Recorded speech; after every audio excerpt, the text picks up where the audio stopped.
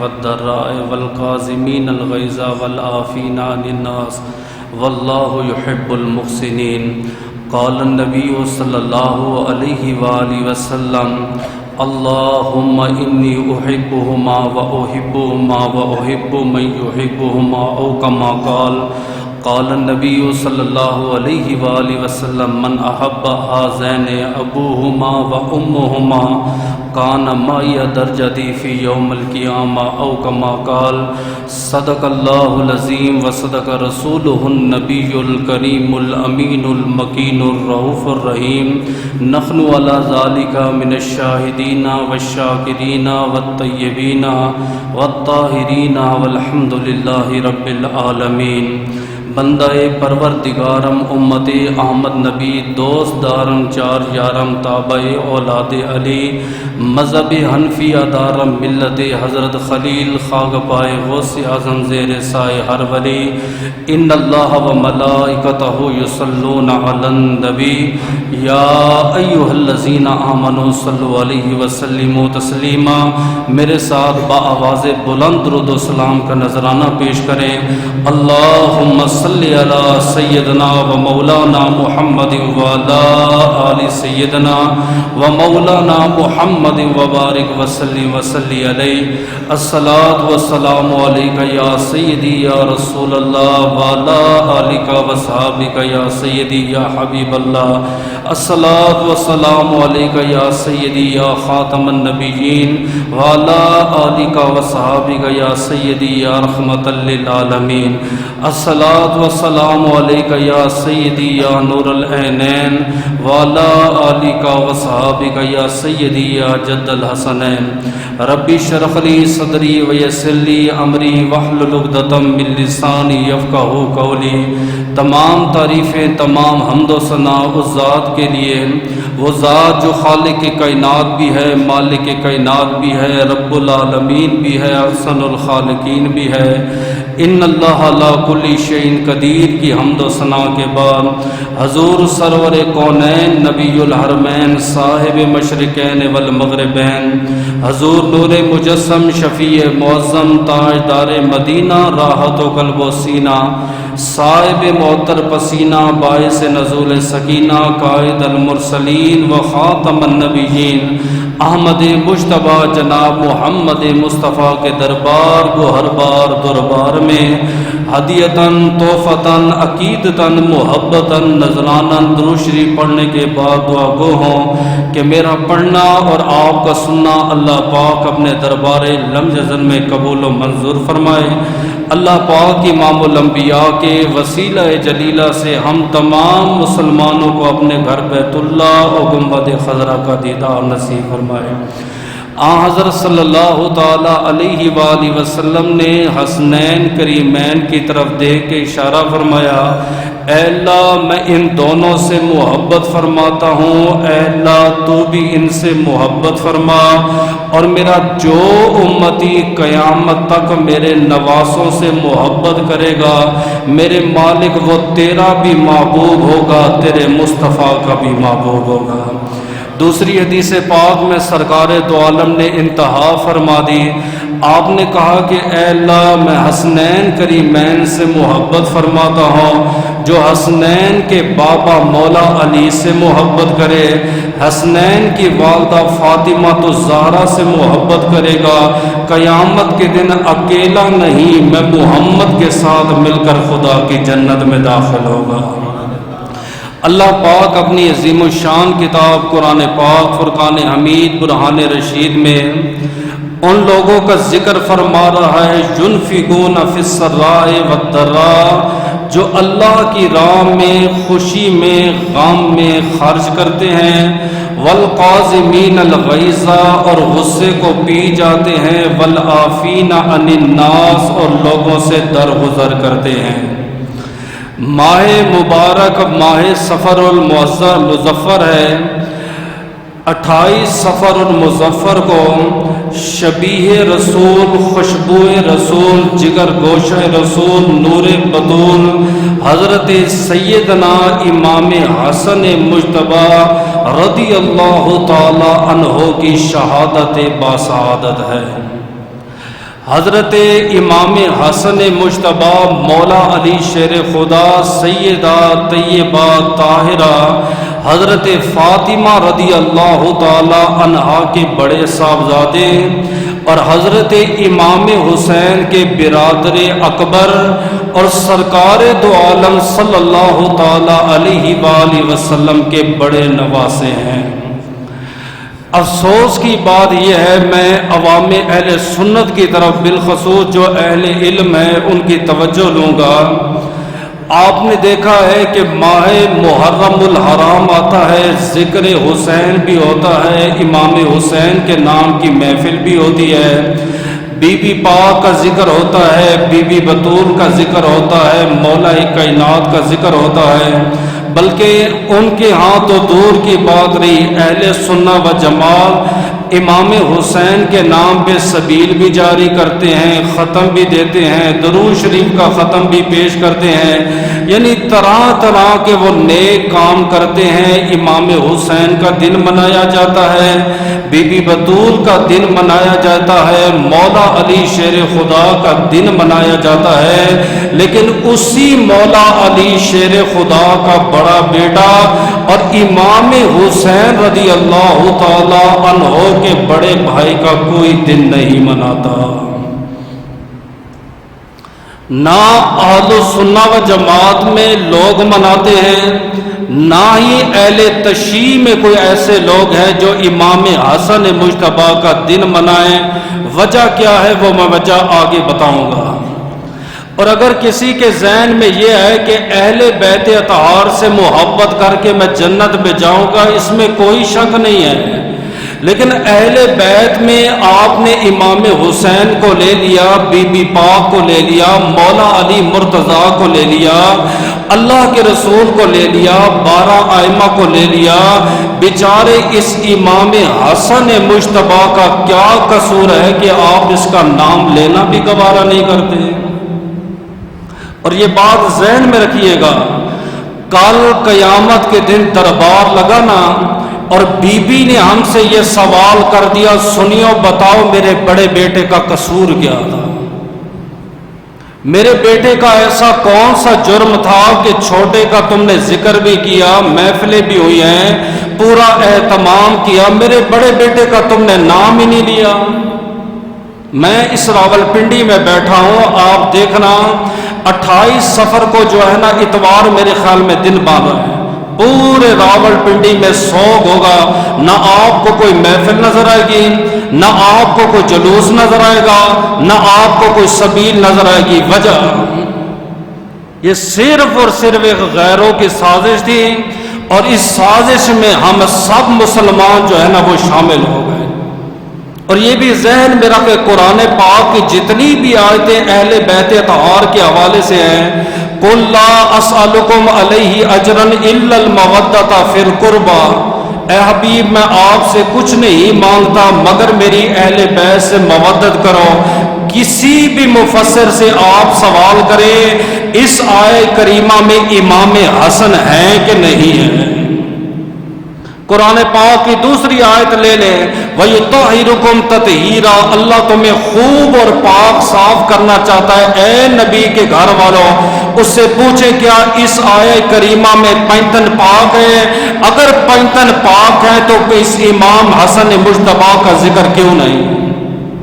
اچھا، پھر سرکار دو عالم کی بے شمار حدیثیں ہیں، میں ان میں سے آپ کو مثال کے طور پر سمجھانے کے لیے آپ کے سامنے 2-3 حدیثیں پڑھوں گا۔ آپ نے صرف یہ دیکھنا ہے کہ کیا اللہ کے رسول نے ایسا کیا جو آپ اور میں کر رہے ہیں؟ آپ نے فرمایا الحسن والحسین سید الشباب اہل جنہ، میرا بیٹا حسین بھی جنت کا سردار ہے، میرا بیٹا حسن بھی جنت کا سردار ہے۔ جہاں بھی آپ حدیث دیکھیں گے اگر حسین کا ذکر ملتا ہے آپ کو ساتھ سیدنا امام حسن کا ذکر ضرور ملے گا۔ یہ آج کی نسل ہے جنہوں نے حسین کو لے لیا اور پیارے امام حسن سے جو ہے دور ہو گئے۔ اللہ کے رسول جو خطبہ دے رہے تھے آپ نے خطبہ چھوڑا، کیا مسجد میں امام حسین آیا؟ نہیں، جعل حسن ابن علی و جعل حسین ابن علی حسن بھی مسجد میں آیا تھا، حسین بھی آیا تھا، میرے نبی نے حسن کے لیے بھی ممبر چھوڑا، میرے نبی نے حسین کے لیے بھی ممبر چھوڑا۔ اور صحابہ کیا کہتے، جب یہ دونوں آتے اللہ کے رسول ان کو سونگا کرتے تھے، سونگا۔ اصحاب رسول نے عرض کی آقا یہ نواسوں کو سونگتے کیوں ہیں؟ آپ نے فرمایا ہما لی خیان فی الدنیا، تم غلاب کو سونگتے ہو تمہیں خوشبو آتی ہے، میں محمد حسنین کے بدن کو سونگتا ہوں مجھے خوشبو آتی ہے۔ وہاں پہ حسن کا بھی ذکر ہے، امام حسین کا بھی ذکر ہے۔ اس لیے آج جمعۃ المبارک میں جبکہ میرا موضوع تھا مرید کامل، لیکن جب میں اس پہ دیکھا کہ امام حسن کا دن آیا، سوچا اوروں کو توفیق نہیں ہوگی، قیامت کے دن ہم سے بھی سوال ہوگا، ممبر پہ جو بیٹھے ہیں ہم اپنا حق ادا کریں، وہ جانے رسول اللہ جانے۔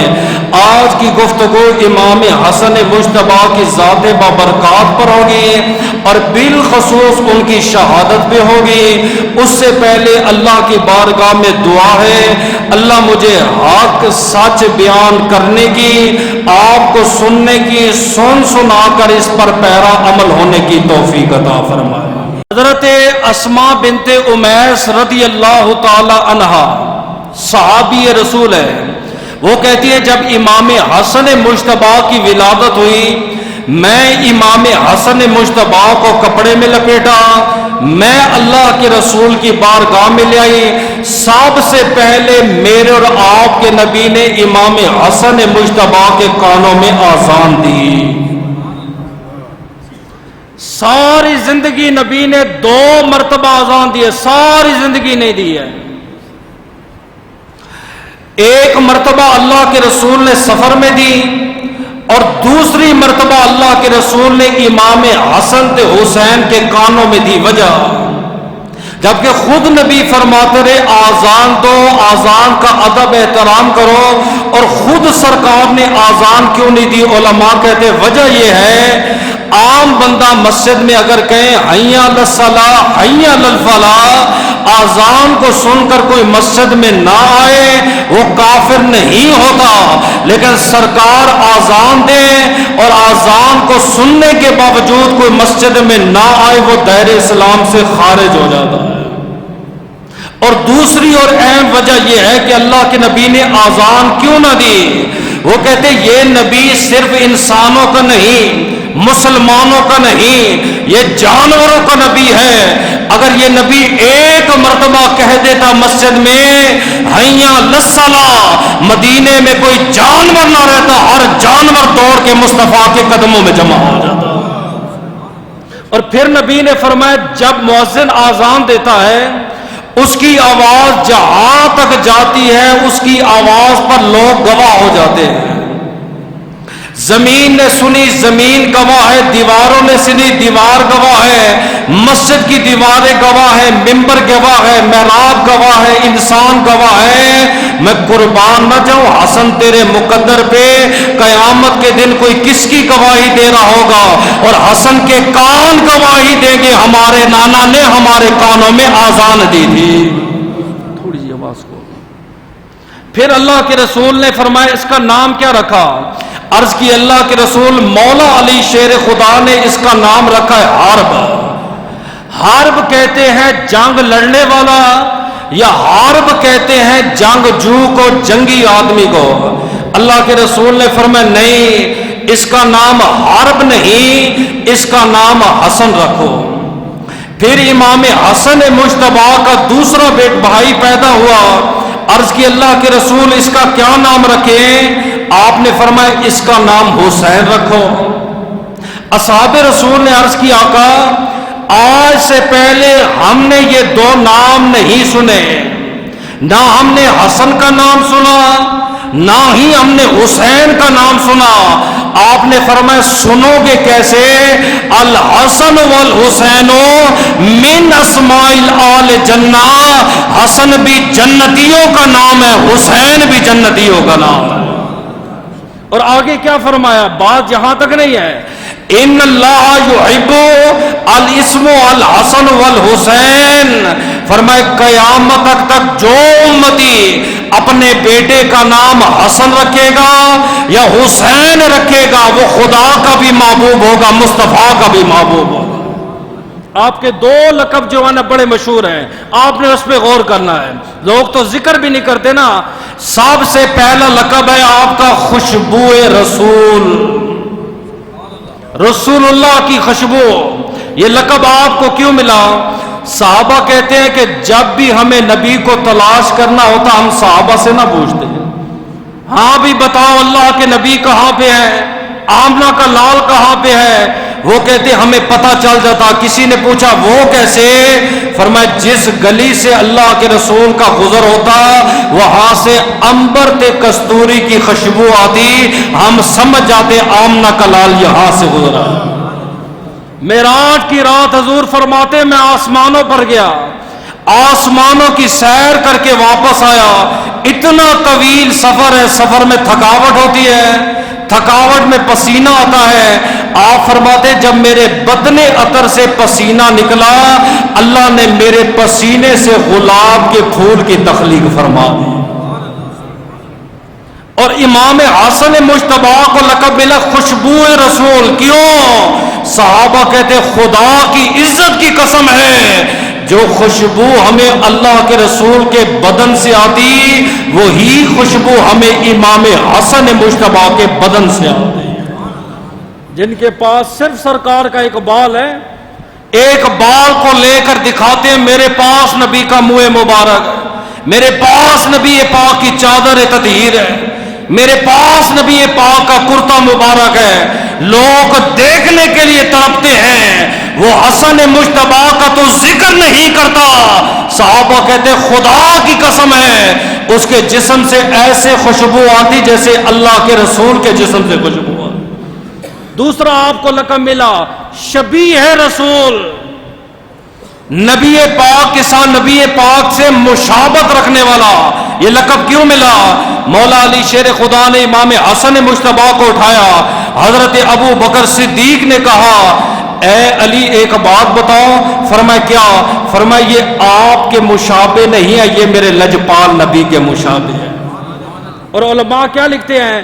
وہ کہتے ہیں سار سے لے کر ناف تک امام حسن مجتبی اللہ کے رسول کے مشابہ ہے، اور ناف سے لے کر پاؤں تک امام حسین مجتبی جو ہے نا رسول اللہ کے مشابہ ہے۔ ایک کو شہادت سری ملی، حقیقت میں وہ شہادت مصطفیٰ تھی، اور دوسری کو شہادت جہری ملی، حقیقت میں یہ بھی شہادت مصطفیٰ تھی۔ آپ سے سینکڑوں لڑکیوں نے نکاح کیے، خطا کے مولا علی شیر خدا نے فرمایا لا تزوجوا ابنا فإنه مطلق، اور لڑکیوں میرے صاحبزادے کے ساتھ نکاح نہ کرو، یہ طلاق دینے کا عادی ہو گیا ہے۔ اس کے باوجود لڑکیاں نکاح کرنے لگی۔ کسی نے پوچھا کیا وجہ ہے؟ کیا مدینے میں مرد ختم ہو گئے ہیں؟ کیا مدینے میں اور رشتے نہیں ملتے؟ انہوں نے کہا مرد بھی ہزاروں ہیں، رشتے بھی ہزاروں ہیں، لیکن ہم نے سرکار کا بدن نہیں دیکھا تھا، ہم نے حضور کی خوشبو نہ سونگی تھی۔ ہم نے کہا کہ اس آدمی کے نکاح میں آ جاتے ہیں، ہم خدمت بھی کریں گے اور رسول اللہ کی فہم خوشبو سے فیض بھی حاصل کریں گے۔ اور آگے نبی نے کیا فرمایا؟ من مسا دمی دمہ لم یمسہ النار ابدا، میرے خون کے ساتھ جس کا خون مس ہو جائے اس پر دوزخ کی آگ حرام ہے۔ من مسا دمی دمہ لم یمسہ النار ابدا، میرے بدن کے ساتھ جس کا بدن مس ہو جائے اس پر دوزخ کی آگ حرام ہے۔ ان عورتوں نے نکاح اس لیے کیا تھا، فرمایا اس کی زوجیت میں رہیں گے خدا ہم پر بھی دوزخ کی آگ کو حرام فرما دے۔ کسی لڑکی کو آپ کہہ کے دیکھیں آپ کا ہم نکاح کرتے 3 دن بعد طلاق دے دیں گے، وہ نکاح کرنے کے لیے راضی نہیں ہوتے۔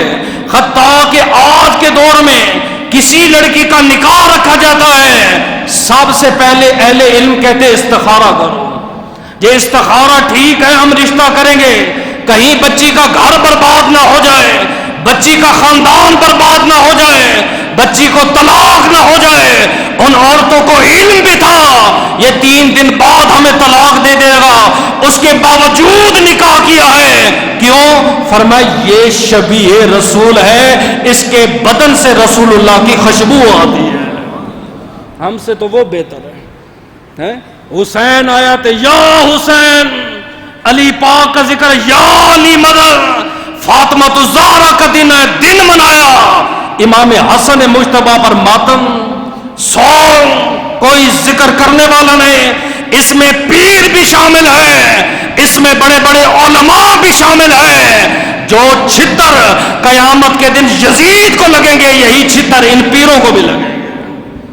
یہ پوچھا جائے گا، سوال ہوگا کیوں نہیں ذکر کیا آپ نے؟ میں نے جو آیت پڑھی ہے، اللہ پاک فرماتے ہیں الذین ینفقون فی السراء والضراء، وہ لوگ جو خوشی اور غم میں اللہ کی راہ میں خرچ کرتے ہیں۔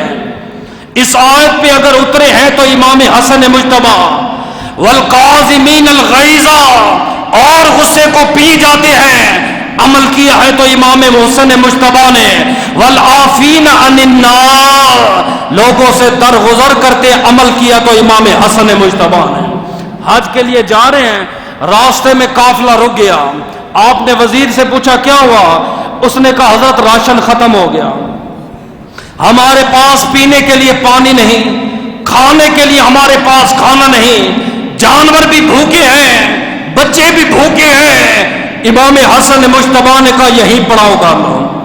قافلہ وہاں پہ رک گیا، ایک جوان لڑکی ہے، وہ کہتی ہے میں بکریوں کا ریوڑ لے کے جا رہی تھی، اچانک جب میری نظر امام حسن مجتبی کے چہرے پہ پڑی، کہتی وہاں رک گئی، بکریوں کو بھول گئی، لاٹھی اس کے ہاتھ سے گر گئی اور دیکھنے میں مصروف ہے۔ کسی نے کہا بی بی کیا ہوا؟ اس نے کہا خدا کی قسم ہم نے 14ویں رات کے چاند کو دیکھا ہے، ہم نے چمکتے ہوئے سورج کو دیکھا ہے، واللہ ہم نے یہ نہیں دیکھا کہ چاند مدینے کا یہاں پہ اتر آیا ہے، سورج مدینے کا یہاں پہ اتر آیا ہے، ہمیں 14ویں رات سے زیادہ خوبصورت چہرہ نظر آ رہا ہے تو اس جوان کا نظر آ رہا ہے۔ کسی نے کہا بیٹی جانتی ہو یہ کون ہے؟ انہوں نے کہا نہیں۔ فرمایا یہ امام حسن مجتبی ہے، یہ اس نبی کا نواسا ہے جس نبی نے اعلان نبوت کیا، آپ کی بارگاہ میں اسلام پیش کیا۔ امام حسن مجتبی خیریت تو ہے، آپ ہمارے گاؤں میں آئے ہیں؟ آپ نے فرمایا بی بی ہم تو حج کے لیے جا رہے تھے، قافلے کا راشن ختم ہو گیا، جلدی سے گھر گئی، بکری ذبح کی، مہمان نوازی کی، قافلہ رواں دوا ہو گیا۔ رات کا ٹائم ہے، خامد آیا، اس نے کہا تو جانتا ہے آج ہمارے گاؤں میں ایک ایسا شہزادہ آیا تھا جس کا حسن چاند سے زیادہ تھا، جس کا چہرہ سورج سے زیادہ منور تھا، وہ شبیہ رسول تھا، وہ اس نبی کا نواسا تھا جس نبی نے اعلان نبوت فرمایا ہے۔ خاوند ڈانٹنے لگا تو نے بکری ذبح کر دی ہے، وہ مسلمان ہے ہم مسلمان نہیں ہیں، وہ امام کا بیٹا ہے ہم کوئی امام کے بیٹے نہیں ہیں، تو نے مجھ سے پوچھے بغیر ان کی مہمان نوازی کر دی۔ بیوی کہتی میں روتی ہوئی سو گئی۔ قافلہ واپس آیا، 3 سال بعد میں مدینہ طیبہ میں گئی، میرے پاس پینے کو پانی نہ تھا، میرے پاس کھانے کو کھانا نہ تھا۔ اچانک دل میں خیال آیا آج سے 3 سال پہلے اسی مدینہ طیبہ کا ایک شہزادہ ہمارے ہاں مہمان بنا تھا، آج اس کے دروازے پہ جا کے دیکھتی ہوں۔ آپ کہتی ہے میں امام حسن مجتبی کے دروازے پر گئی، غلام نے کہا حضرت آرام فرما رہے ہیں۔ میں نے کہا کہہ دو وہ بیٹی آئی ہے جس نے حج کے دوران آپ کو بکری کی مہمان نوازی کی تھی۔ غلام کہتے ہیں میں جو ہی امام حسن مجتبی کے پاس گیا، آپ نے اس لڑکی کا سنا، آپ بستر پہ کھڑے ہو گئے، استقبال پہ دروازے پر آئے، آپ نے اپنے پاک بستر پہ بٹھایا، رات کو اس کی مہمان نوازی کی۔ جب صبح جانے لگے آپ نے فرمایا بیٹی یہ 80,000 بکریاں ہیں، یہ تیری ہے۔ اس نے کہا مولا اتنا کرم کیوں؟ آپ نے فرمایا بیٹی کل ہم تیرے مہمان تھے، تو نے ایک بکری کے ساتھ مہمان نوازی کی ہے، یہ تیرا اخلاق تھا، آج تم میرے مہمان ہو، میں نے تجھے 1000 بکریاں دی ہے، یہ آل محمد کا اخلاق ہے۔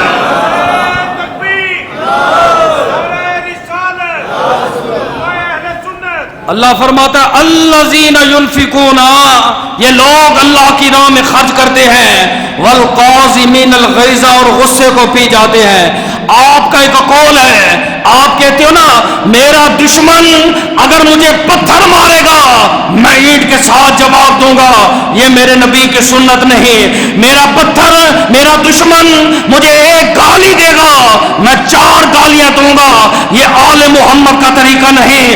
آج سن میرے امام حسن مجتبی کی تعلیم، آپ نے فرمایا کوئی بندہ آئے میرے کان میں گالی دے پھر وہاں سے پلٹے میرے دوسرے کان میں آ کے کہے امام حسن مجتبی مجھے معاف کر دو، فرمایا حسن کو رب کی قسم ہے حسن اسے خدا کے لیے معاف فرما دے گا۔ والقاظمین الغیظ، غصے کو پی جاتے ہیں۔ اور آپ کو یہ بات بھی ذہن نشین ہونی چاہیے، حسین حسین کرتے ہو، مولا علی شیر خدا وہ ہیں جنہوں نے اللہ کے رسول کی زندگی میں چند فیصلے کیے، ابو بکر صدیق کی زندگی میں آپ نے فیصلے کیے، حضرت عمر کی زندگی میں آپ نے فیصلے کیے، اور آپ کی اپنی زندگی میں آدھے فیصلے آپ کے بڑے صاحبزادے امام حسن نے کیے۔ یہ نہیں بیان ہوگا، مولا علی شیر خدا کے فیصلے بیان کریں گے، امام حسن مجتبی کا ذکر نہیں کریں گے۔ وہ فیصلے کیا ہیں؟ مجلس میں خطاب کر رہے ہیں، آپ نے فرمایا سلونی اما دون العرش، مجھ سے سوال کرو میں تو عرش کی خبریں بھی جانتا ہوں۔ مجمع میں ایک فقیر آدمی کھڑا ہو گیا، اس نے کہا مولا علی شیر خدا دعویٰ تو بہت بڑا ہے، میں سوال کروں؟ آپ نے فرمایا سوال کر۔ اس نے کہا سونے کے بعد انسان کی روح کہاں جاتی ہے؟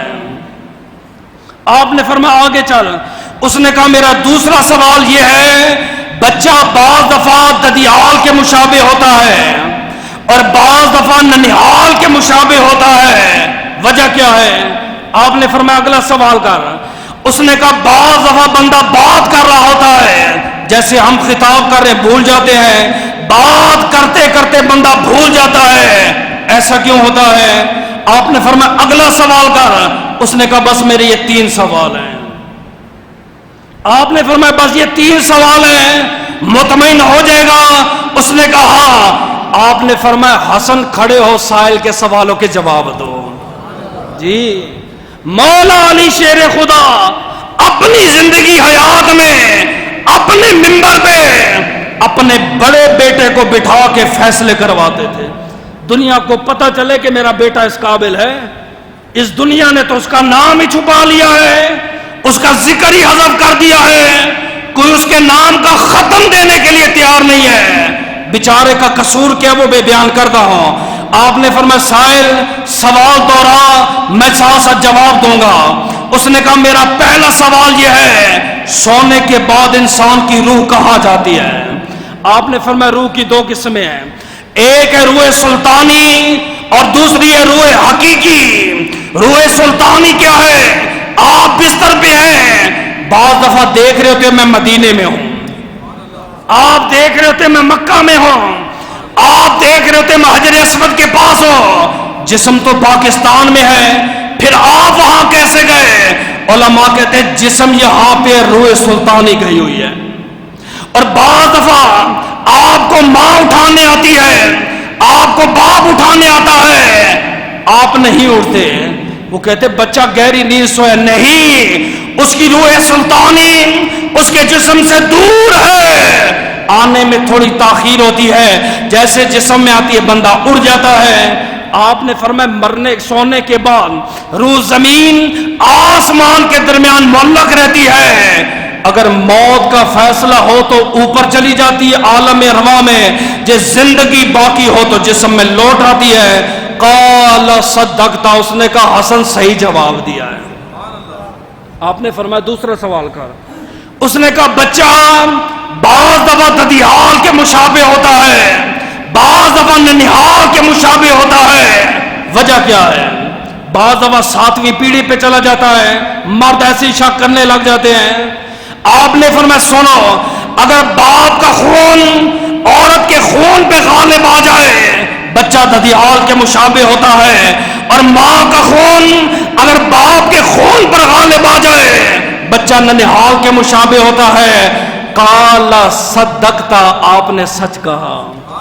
آپ نے فرمایا تیسرا سوال مزے کو بھی مزہ آ جائے گا۔ اس نے کہا امام حسن بعض دفعہ بندہ بات کرتا ہے، کرتے کرتے بھول جاتا میں مبتلا ہو جاتا ہے، وجہ کیا ہے؟ آپ نے فرمایا دل کے قریب ایک غول ہے، غول کے قریب ایک پردہ ہے، جب دل پہ پردہ آ جاتا ہے ذہن کام کرنا چھوڑ دیتا ہے، انسان بات بھول جاتا ہے۔ اس نے کہا امام حسن مجتبی آخری سوال ہے، 3 سوالوں کے جواب ہو گئے، بس تسلی کے لیے ایک جواب دے دو۔ وہ جو دلوں پہ پردہ آ جاتا ہے، ذہن کام کرنا چھوڑ دیتا ہے، کوئی عمل تو بتا دو پردہ ہٹ جائے، ذہن ٹھیک ہو جائے۔ آپ نے فرمایا آسان عمل ہے، جو بندہ میرے نانا کی ذات پر ایک بار درود پڑھتا ہے، خدا اس کا دل بھی کھول دیتا ہے، ذہن بھی کھول دیتا ہے۔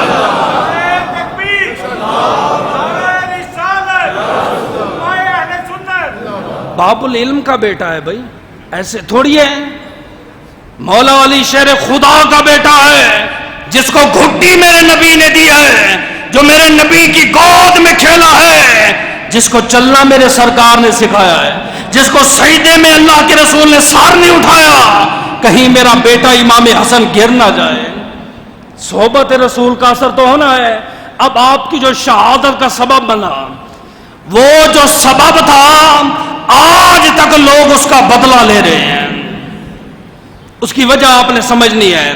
شہادت ہوئی ہے آپ کی بعد میں، خبریں آپ کو پہلے مل گئی تھی۔ امام حسین بعد میں شہید ہوئے، خبریں پہلے تھی۔ عمر پاک بعد میں شہید ہوئے، خبریں پہلے تھی۔ عثمان بعد میں شہید ہوئے، خبریں پہلے تھی۔ یہ سارا کا سارا کرم میرے سرکار کا کرم ہے۔ کیسے پتہ چلا؟ میرے اور آپ کے نبی معراج پہ گئے، جو صحابہ کی باتیں تھی ان کو آپ نے بتائیں۔ میں نے یہ دیکھا، فلاں کی بیوی کا محل دیکھا، فلاں کو یوں دیکھا، فلاں کو یوں دیکھا۔ جو ازواج کی باتیں تھی ان کو بتائیں، جو بنات کی باتیں تھی ان کو بتائیں۔ بی بی زہرا پاک نے کہا بابا آپ نے معراج میں سب کچھ دیکھا، میری اس جوڑی کے بارے میں کچھ نہیں دیکھا، حسنین کریمین کے بارے میں کچھ نہیں بتایا گیا۔ آپ نے فرمایا کیوں نہیں میری بیٹی؟ میں نے دیکھا 2 جنتی لباس ہیں، ایک کا رنگ سبز ہے، دوسرے کا رنگ سرخ ہے۔ میں نے کہا جبریل یہ کس کے جوڑے ہیں؟ آقا یہ سبز جوڑا آپ کے نواسے امام حسن کا ہے، سرخ جوڑا آپ کے نواسے امام حسین کا ہے۔ میں نے کہا جبریل دونوں میرے نواسے ہیں، دونوں میرے شہزادے ہیں، یہ کلر میں فرق کیوں ہے؟ فرمایا آقا آپ کی امت آپ کے بڑے شہزادے کو زہر دے گی، اور زہر کی وجہ سے سینے کا رنگ سبز ہو جائے گا، اس لیے کرتے کا رنگ سبز ہے۔ حسین پہ خنجر چلیں گے، ان کے چہرے پر خون ہوگا، ان کے بدن پہ خون ہوگا، اس لیے جبے کا رنگ بھی سرخ ہے۔ یہ نبی نے خبریں دے دی تھی۔ دوسرا امام حسن مجتبی کیا فرماتے ہیں؟ آپ فرماتے ایک رات میں نے خواب میں دیکھا، میری پیشانی پہ لکھا ہوا تھا قل هو اللہ احد، اے حبیب آپ فرما دیجئے وہ اللہ ایک ہے۔ صبح بیدار ہوئے، بڑے خوش ہوئے، برادری کو جمع کیا، گھر والوں کو جمع کیا۔ رات کو بھئی میں نے خواب دیکھا، پیشانی پہ سورہ اخلاص لکھی ہے۔ جب یہ خواب سید التابعین سعید بن مسیب نے سنا، آپ رو پڑے۔ آپ نے فرمایا امام حسن اس خواب کی تعبیر یہ ہے ان قریب لوگ آپ کو شہید کر دیں گے۔ تیسری دلیل امام حسن مجتبی جب 40واں دن تھا زہر کا، آپ نے تیاری شروع کر دی۔ امام حسین نے پوچھا بھائی کیا ہوا؟ فرمایا رات کو سویا اللہ کے نبی کا دیدار ہو گیا۔ میں نے کہا آقا آپ کی امت کے لوگ مجھے جینے نہیں دیتے، میرا جینا مشکل کر دیا ہے۔ آپ نے فرمایا بیٹا امام حسن مجتبی صبر کرنا، انشاءاللہ جلد تو اپنے نانا کی بارگاہ میں پہنچنے والا ہے۔ حسن کا ایک مقام سن لو پھر آگے شہادت پہ جاتے ہیں۔ آپ نے فرمایا الخلافت فی امت 30 سنہ، پھر ثم بعد ملکی۔ آپ نے فرمایا میری امت میں خلافت 30 سال رہے گی، اس کے بعد بادشاہت ہوگی۔ یعنی جو میرے خلیفہ ہیں 30 سال تک یہ میرے خلیفہ رہیں گے، اس کے بعد مدینہ طیبہ میں بادشاہت ہو جائے گی۔ 30 سال پورے تو کرو.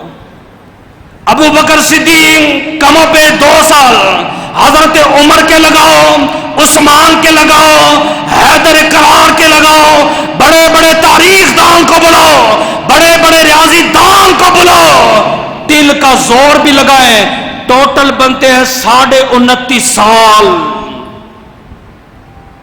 تو نبی کا فرمان تو جھوٹا ہو ہی نہیں سکتا. یہ چیز آپ نے سمجھنی ہے. ہمیں کتابوں میں بتایا گیا خلفائے راشدین 4 ہیں، ابو بکر، عمر، عثمان، حضرت علی رضی اللہ تعالی عنہم اجمعین. ہم کہتے چلو 4 ہیں، نبی نے کہا 30 سال خلافت رہے گی، ان کے تو 29.5 سال بنتے ہیں. علماء نے بتایا ہاں 6 ماہ امام حسن ممبر کے وارث رہے، 6 ماہ شامل کرو 30 سال پورے ہوتے ہیں. جی یعنی 5واں حضور کا جو خلیفہ ہے، نبی کا جو جانشین ہے، وہ امام حسن مجتبی ہے. جرم کیا ہے؟ سیدنا امیر معاویہ کے ساتھ صلح کی، اور صلح کرنے کے بعد ساری خلاف راشدہ کی ذمہ داری امیر معاویہ کو دے دی. آپ امت کو سنبھالیں تاکہ امت میں لڑائی جھگڑا نہ ہو. میں نبی کا لال ہو، میں نبی کی امت کے 2 ٹکڑے نہیں ہونے دوں گا. بس اسی جرم کی آج تک ان کو سزا ملی ہے. صلح تو صلح کیوں کی ہے؟ یہ جرم ہے. امام حسن مجتبی کوفہ میں ہے، بس یہ شہادت ہے، غور کیجئے گا. کوفہ کے ممبر پہ جمعہ بھی پڑھا رہے ہیں، نماز بھی پڑھا رہے ہیں. آپ کے پیچھے جمعہ پڑھنے والوں نے آپ کو زہر دی. آپ نے شہر کوفہ کو چھوڑا، شہر موصل میں تشریف لے آئے، جامعہ مسجد میں خطیب بنے. آپ نے خطابہ شروع کی، ہر سو آپ کا چرچا ہو گیا، دور دراز تک لوگ آنے لگے. پہلی صف کا نمازی ہے، بزرگ ہے، سفید زلفیں بھی ہے، سر پہ دستار بھی ہے، سنت کے مطابق داڑھی بھی ہے. اگر رونے کا ذکر ہوتا سب سے پہلے آنسو اس کے گرتے تھے. اگر ہنسی کی بات ہوتی چہرے پر مسکراہٹ اس کی ہوتی. میرے امام حسین جمعہ پڑھا کے نکلتے، سب سے پہلے ہاتھوں پر بوسہ دینے والا یہ بابا تھا، پہلی صف کا نمازی. اس نے اپنے باپ کو جا کے کہا، بزرگ ہے، کہتا ہے انشاءاللہ دن قریب ہے، اپنے ہاتھوں سے امام حسن مجتبی کو شہید کروں گا. پہلی صف کا نمازی حضرت جمعہ بھی پڑھ رہا ہے. احساس ختم ہو گیا، خون سفید ہو گئے ہیں. یہ کوئی آج ہمارے ساتھ ہو رہے ہیں؟ کبھی علماء کو حقیر جانا جاتا ہے، کبھی ذلیل جانا جاتا ہے. یہ آج سے نہیں، یہ میرے پیر امام حسن کے ساتھ بھی یہی ہوا. بوڑھے نے رات کو لاٹھی اپنی تیار کی، اس کی نوک بنائی، نوک کے اوپر خطرناک قسم کا زہر لگایا.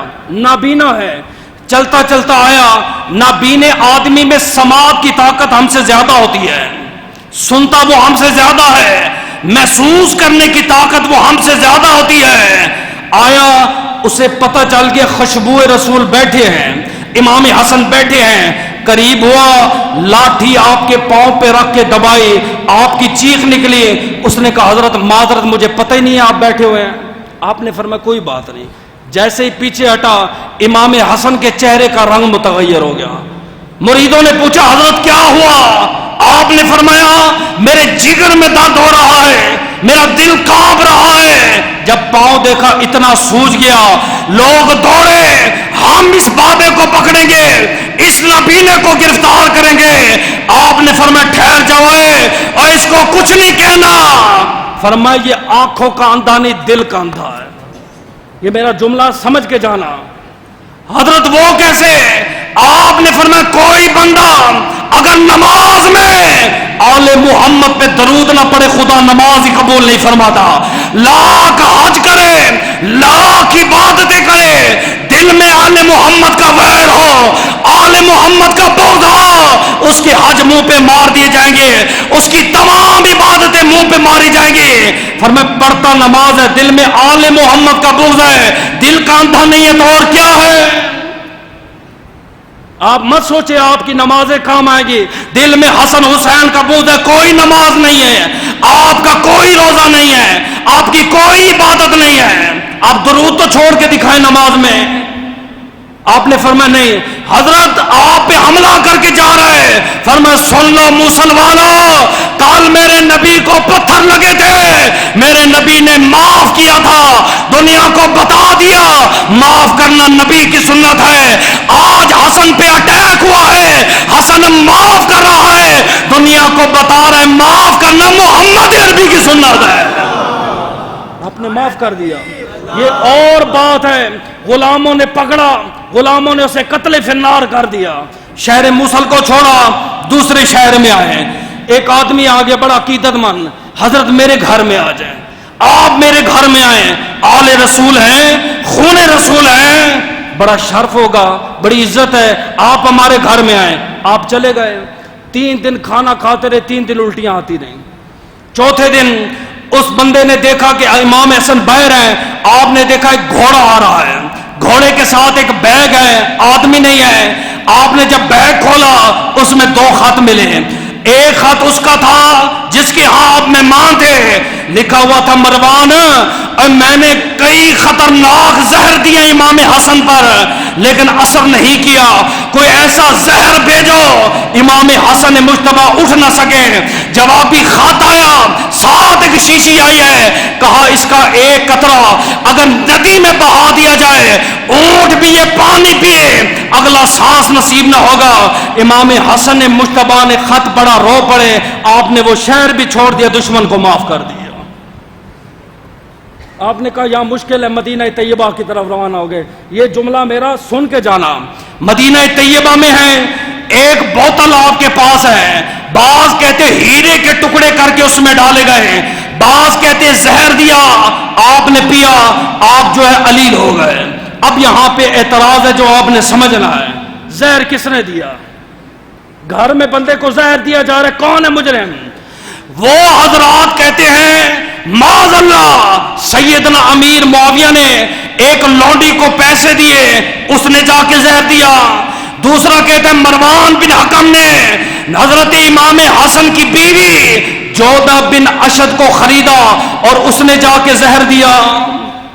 سنیو، آپ کی عقل مانتی ہے یہ بات؟ میں آپ کو پھر سمجھاتا ہوں۔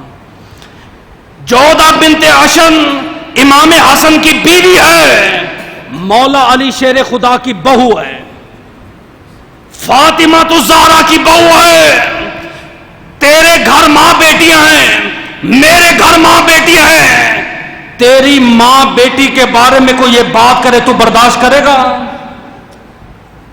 ہماری بہو بیٹیوں کے بارے میں کوئی یہ بات کرے کہ وہ بک گئی ہیں تو برداشت کرے گا؟ تو نے تو امام حسن کی بیوی پر الزام لگایا۔ میں تجھے بتاتا ہوں، غلاموں کی بیوی ہولی جس نے امام حسین کی گردن پہ خنجر چلایا، مختار سقفی دروازے پر آیا، ہولی نے کہا بیوی باہر میرا نہ بتانا، میں اندر ہو۔ مختار سقفی نے دروازے پر دستک دی اور کہا بیٹی تیرا خاوند کہاں پہ ہے؟ اب اشارہ دیکھنا۔ اس نے کہا اندر نہیں ہے، اندر نہیں ہے۔ مختار سقفی اندر گیا، اس نے ہولی کے ٹکڑے ٹکڑے کر دیے۔ کسی نے پوچھا ہولی کی بیوی تو نے اپنے خاوند کو کیوں مروایا؟ اس نے کہا رب کعبہ کی قسم میں حج کرنے گئی تھی، میں نے دیکھا لوگ بیت اللہ کا طواف کر رہے ہیں، لوگ حجر اسود کو چوم رہے ہیں، کوئی صفا اور مروہ میں پھیرے لگا رہا ہے۔ کہتے اچانک ایک شہزادہ آیا جو حج کر رہے تھے، حج میں رک گئے، طواف والوں نے طواف کو روک دیا، حجر اسود کو چومنا چھوڑ دیا۔ ہر انسان اس قدم کو، اس انسان کے قدم کو چوم رہا تھا، کوئی اس کے ہاتھوں کو چوم رہا تھا۔ میں نے کہا یہ کون ہے؟ فرمایا یہ محمد کا بیٹا امام حسین ہے۔ فرمایا اتنا خوبصورت چہرہ تھا امام حسین کا، آل محمد سے وفا نہ کروں تو اور کیا کرو؟ دشمنوں کی بیویاں آل محمد سے وفا کری ہیں تو ان کی بیوی پہ الزام لگا رہا ہے کہ معاذ اللہ وہ بک گئی تھی، معاذ اللہ انہوں نے زہر دیا تھا۔ نقل کفر کفر نہ باشد، تمہارے کس پر خدا کی لعنت ہو، اللہ ایسے لوگوں کو ہدایت عطا فرمائے۔ اور ہم جب تک زندہ ہے سنیو، ہم قیامت اصحاب رسول کا دفاع کریں گے، آل محمد کا دفاع کریں گے۔ آخری سوال کہ کس نے زہر دیا؟ آؤ میں آپ کو امام حسن کی زبان سے دے دیتا ہوں، لوگ کچھ بھی کہیں۔ امام حسین گئے، آپ نے فرمایا امام حسن مجتبیٰ آپ کو زہر کس نے دیا؟ میں بدلہ لوں گا۔ آپ نے فرمایا اگر وہ بندہ ہے جس نے دیا، جس کو میں سمجھ رہا ہوں، پھر میں جانوں تے میرا رب جانے تے میرا دشمن جانے۔ کل قیامت کے دن دربار لگے گا، آمنا سامنا ہو جائے گا، نپٹ لیں گے۔ اگر وہ نہیں ہے، میں کسی بے قصور آدمی پر الزام نہیں لگاؤں۔ کوئی بے قصور بندہ میری وجہ سے سولی پہ لٹک جائے، یہ میرے نبی کی سنت نہیں۔ آپ کا جب وصال ہونے لگا اچانک گھبرا گئے۔ امام حسین نے کہا بھائی کیوں گھبرا گئے ہو؟ موت سے ڈر گئے ہو؟ آپ نے فرمایا موت سے نہیں ڈرا، میرے سامنے نوری مخلوق ہے، آج مجھے لے کے میرے نانا کے دربار میں پیش کریں گے۔ آخری وصیت آپ نے 2 وصیتیں کی۔ سب سے پہلی وصیت یہ غور طلب بات ہے، آپ نے فرمایا میرا جنازہ اٹھانا، میرا جنازہ عائشہ صدیقہ کے پاس لے جانا، اسے کہنا یہ رسول اللہ کے روزے پہ دفن ہونا چاہتے ہیں، اگر اجازت ملے سرکار کے قدموں میں دفن کر دینا، اگر اجازت نہ ملے مجھے جنت البقیع میں دفن کر دینا۔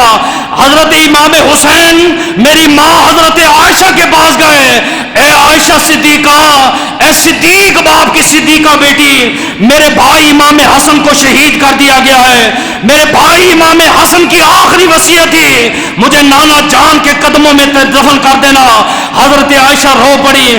آپ نے فرمایا یہ جگہ میں نے اپنے لیے رکھی تھی، میرے بیٹے عمر نے مانگی میں نے دے دی ہے، آج میرا بیٹا امام حسن مانگ رہا ہے، میں اپنی جگہ امام حسن پہ قربان کرتی ہوں۔ امام حسن مجتبیٰ کا جنازہ اٹھا ہے، مدینے کی تاریخ بھی گواہ ہے، اس دن کا سورج بھی گواہ ہے، آپ کے جنازے پہ پتھر مارے گئے، آپ کے جنازے پر اتنا حملہ ہوا، خطا کے جنازے کو پھوڑا گیا، اور جنت البقیع میں آپ کی دادی جان حضرت فاطمہ بنت اسد کے قدموں میں آپ کا مزار بنایا گیا۔ اس لیے میں آپ کو پھر کہہ کے جا رہا ہوں، اتوار 28 سور اور کچھ نہ ہو سکے، دیکھ میں ممبر پہ بیٹھا ہوں، میں اپنا حق ادا کر کے جا رہا ہوں۔ کل سب سے سوال ہوگا، تم نے حسین کا دن بنایا، تم نے بی بی پاک کا دن بنایا، تم نے حسن مجتبیٰ کا دن کیوں نہیں بنایا؟ اس سے پہلے کہ تم سے سوال ہو، آپ نے ان کے لیے جو بھی ہو سکتا ہے مختصر سا ختم کرنا ہے، اور ان کی بارگاہ میں آپ نے اصال ثواب کا نذرانہ پیش کرنا ہے۔ آخری بات یہ، ہمارے قاری صاحب ہیں، امام صاحب ہیں اس مسجد کے نا، ان کا تعلق جو ہے وہ، مہربانی فرمائیں، اچھا ایک سوال کا جواب دے دو، ابھی 3 منٹ ہے نا میرے پاس، ٹھیک ہے نا، کہ بچی کی قبر پر بچی کی والدہ ماجدہ جا سکتی ہے کہ نہیں جا سکتی؟ ہاں، یہ ایک افواہ ہے بھائی کہ کہتے ہیں عورت کا قبرستان جانا جائز ہے کہ نہیں جائز۔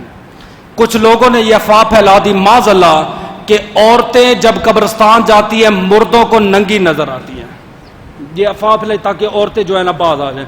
ہم کہتے ہیں جانا جائز ہے، میری دلیل سن لو، نبی کا وصال ہوا، حضرت عائشہ فرماتی ہے میں نبی کی قبر پہ جاتی تھی، ہماری ماں جاتی رہی، ابو بکر کا وصال ہوا تب بھی میں جاتی تھی، عمر کا وصال ہوا میں برقع پہن کے نقاب پہن کے جاتی۔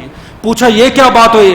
فرمایا نبی میرے شور ہیں، شور سے پردہ نہیں، دوسرے میرے بابا ہیں، بیٹی کا باپ سے پردہ نہیں، عمر چونکہ میرا روحانی بیٹا ہے تو غیر مارا، میں اس سے پردہ کرتی ہوں۔ میں نے پوچھا بی بی پردہ تو زندہ سے ہوتا ہے؟ فرمایا دنیا کو بتا رہی ہوں کہ نبی بھی زندہ ہے، نبی کے دونوں یار قبر میں زندہ ہیں۔